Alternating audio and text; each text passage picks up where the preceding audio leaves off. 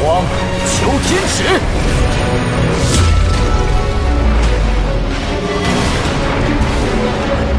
做梦，动乾坤。 Alright guys, balik lagi sama Ketua Sekte. Gimana kabar kalian hari ini? Baik-baik aja ya kan? Nah, di video kali ini kita akan kembali melanjutkan pembahasan alur cerita Wudong Qiankun Season 6 episode 4 ya guys ya. Waduh, alur cerita alias Donghua series Wudong Qiankun seharusnya udah komplit sampai episode 12 di season ini ya guys ya.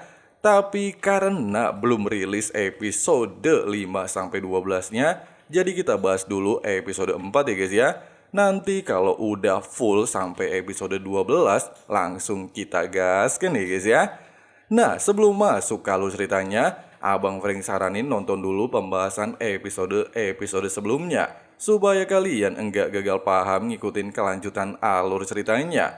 Linknya ada di kolom deskripsi.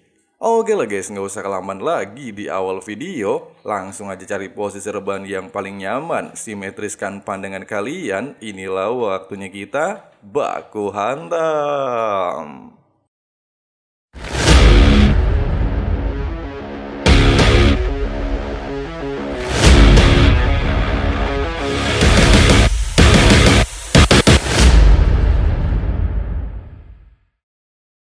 Di bawah kendali Musa, anjing naga iblis terlihat melakukan serangan secara brutal, sehingga membuat Lindong dan Xiaoyan cukup kerepotan menghadapi setiap serangan yang dilepaskan. Bahkan dengan sangat sombong sambil memprovokasi Lindong kehilangan wibawa, Musa terus-menerus mengendalikan anjing naga iblis untuk melakukan baku hantam.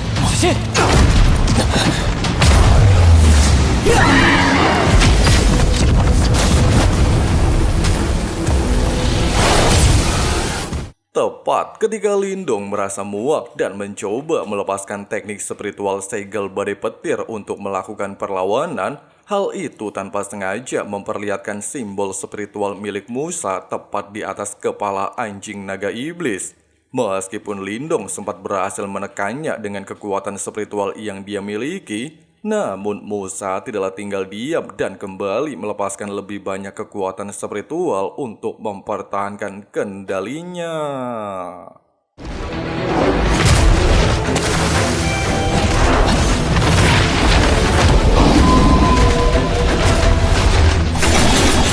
Di momen ini, setelah sebelumnya bentrok alias beradu kekuatan spiritual, kendali Musa terlihat mulai melemah, membuat sisa jiwa anjing naga iblis mulai melakukan perlawanan. Tapi sayangnya, meski sempat berhasil melepaskan diri, Musa lagi-lagi melepaskan kekuatan spiritualnya untuk mempertahankan kendalinya, sehingga mengharuskan Lindong dan Xiaoyan memanfaatkan kesempatan untuk kembali memberikan perlawanan. Bahkan tanpa membuang waktu ketika Xiaoyan mencoba mengalihkan perhatian, Lindong dengan sigap melepaskan teknik 5 jari pengguncang semesta. 大荒求天使，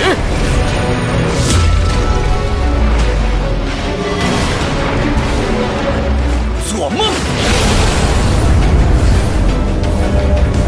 动乾坤。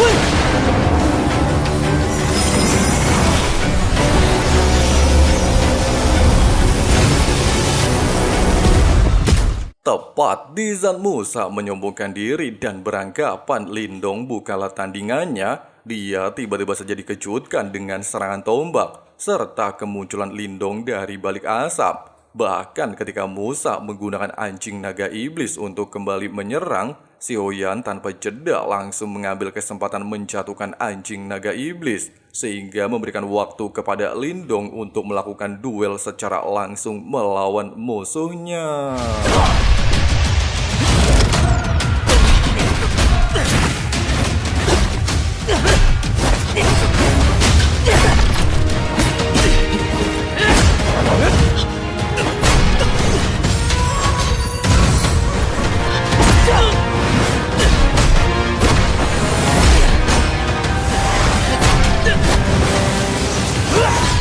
Tanpa adanya anjing naga iblis, Musa jelas berada jauh di bawah Lindong. membuatnya benar-benar terdesak tanpa bisa memberikan perlawanan berarti, bagaikan tuan kehilangan para pengawalnya. Selain itu juga, meski Musa masih bisa mengendalikan para patung untuk memblokir serangan yang tertuju ke arahnya, tapi jelas 1 melawan 2 bukanlah perkara yang mudah, membuatnya terpojok dan terdesak. Merasa muak dengan situasinya saat ini, Musa secara gila membakar kekuatan spiritualnya untuk secara langsung mengendalikan semua patung batu dan anjing naga iblis. Bahkan hal itu membuat rambutnya juga berubah warna.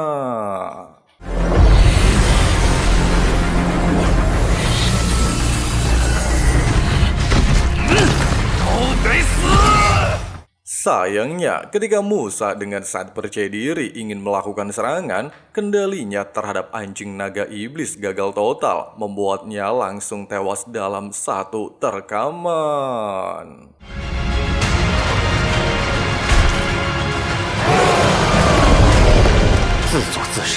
Dalam situasi genting, ketika Lindong beranggapan masihlah ada pertarungan sengit melawan sisa jiwa anjing naga iblis, Martha alias Siodio tiba-tiba saja menunjukkan diri dan meminta Lindong untuk santuy aja. Bahkan ketika anjing naga iblis mencoba melakukan serangan, Siodio tidak melepaskan suara spiritual, membuat anjing naga iblis yang sebelumnya barbar langsung tunduk kepadanya. 是一只懂事的妖兽。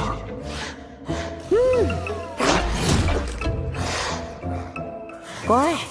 Di saat Lindong dan Xiaoyan kebingungan dengan kejadian tersebut, Xiaodio menegaskan, meskipun anjing naga iblis memiliki garis keturunan naga dan memiliki kekuatan hebat, tapi mereka memiliki sifat setia luar biasa. Itulah alasannya banyak klan siluman menjadikan mereka sebagai monster penjaga. Selain itu juga, dikarenakan anjing naga iblis berasal dari wilayah iblis, dia pastilah bisa mengenali kekuatan siluman yang sebelumnya Siodio lepaskan.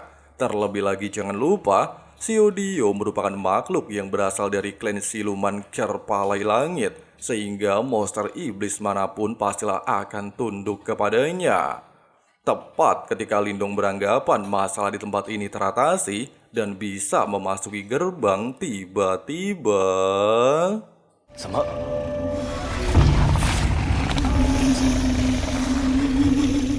Di saat anjing naga iblis emosi dan masih mengingat tugasnya untuk menjaga gerbang rahasia sekte, Siodio lantas menjelaskan kalau sekte Baji saat ini sudah musnah. Oleh sebab itu daripada dia menjalankan tugas yang sudah tidak ada artinya, Siodio lantas menawarkan untuk mengajaknya pergi bersama rombongan mereka. Dengan alasan jika anjing naga iblis terus berada di tempat ini dan hanya menyisakan seutas jiwa, hal itu hanya akan membuatnya mati sia-sia. Merasa tawaran tersebut memanglah benar, anjing naga iblis lantas bersedia menuruti perkataan Siodio, sehingga dia segera membawa sisa jiwanya.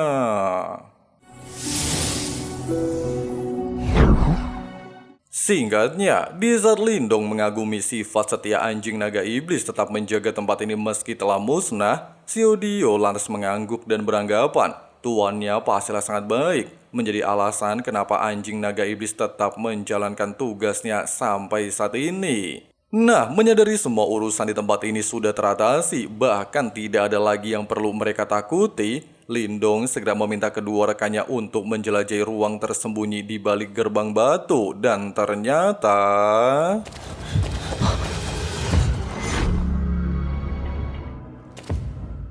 Tepat di saat Siodio merasa terpukau melihat area sekitar dipenuhi kitab rahasia, mereka bertiga tanpa terduga dikejutkan dengan suara misterius. Dia mengatakan semua harta sekte Baji hanya bisa didapatkan oleh seseorang yang ditakdirkan.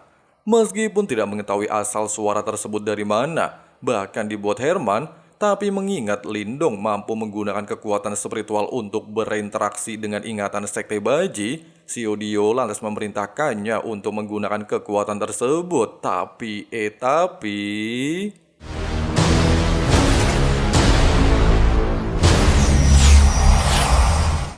Sambil berada di alam kesadaran tetua misterius serta dia sendiri tidak mengerti apa yang sedang terjadi, Lindong mencoba untuk bertanya. Namun siapa sangka tetua misterius ini bilang area ini adalah tempat untuk uji coba. Bahkan tanpa basa-basi dia melepaskan teknik telapak tangan surgawi sehingga memaksa Lindong mengandalkan tubuh Nirvana untuk memblokir serangan tersebut.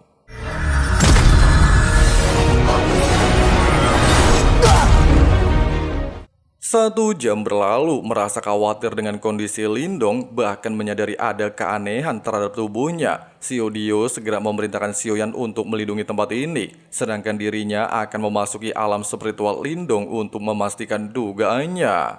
Di sisi lain, setelah melakukan pemeriksaan, serta mengetahui identitas para mayat berasal dari sekte Iokuan, si Kun lantas memerintahkan seluruh bawahan untuk menggeledah tempat ini.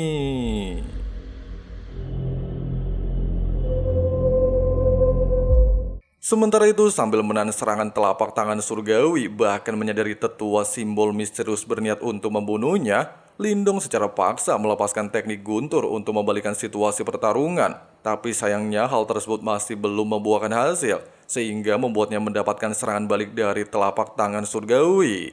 Tepat di saat Lindong kesulitan bertahan di bawah gempuran serangan tersebut, Xiao akhirnya tiba di waktu yang tepat untuk memberikan dukungan kekuatan spiritual sehingga bisa membantu Lindong memblokir serangan tersebut.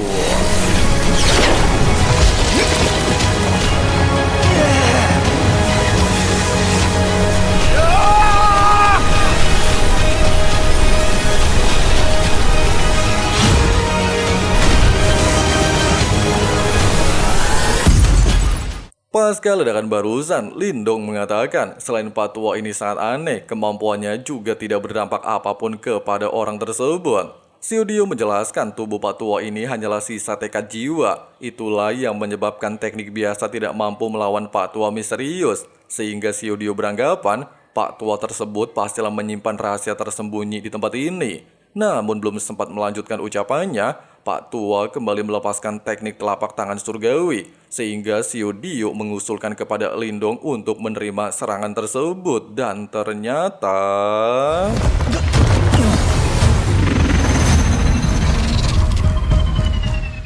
Merasa tebakannya memanglah benar serta energi telapak tangan surgawi menyatu ke dalam tubuh Lindong, Xiao lantas memintanya untuk menyerap energi tersebut memasuki inti esensi spiritualnya sehingga bisa membantunya.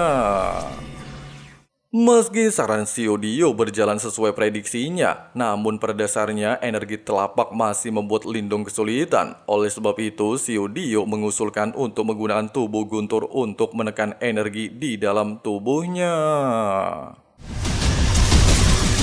Di sisi lain, ketika Xiaoyan telah mencemaskan Lindong bersama Xiao tak kunjung kembali, dia tanpa sengaja mendengarkan suara langka berada tidak jauh dari lokasinya, sehingga menandakan pasukan lain sudah tiba di tempat ini.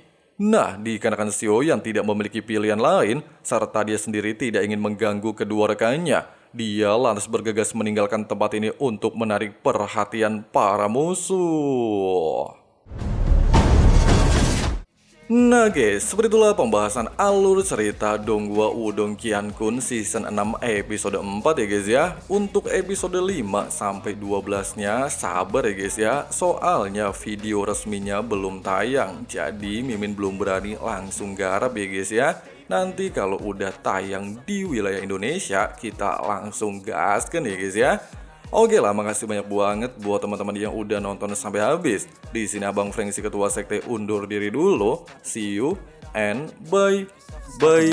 You're irresponsible, but they're always possible. If you just believe, you could be so remarkable. Thoughts in my head, a collage and they spread. I'll be great one day, going off of my meds. No, I'm not giving up, no, I'm not giving in. I will make it to the top, taking off in the wind. I gotta make it, I'm saving every day to taste it. I'm patient, but my mind, it can hardly take it. I'm chasing a dream that I've had for several ages. A vacant, modern kingdom for the taking.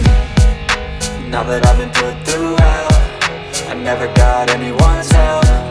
I had to do it all myself.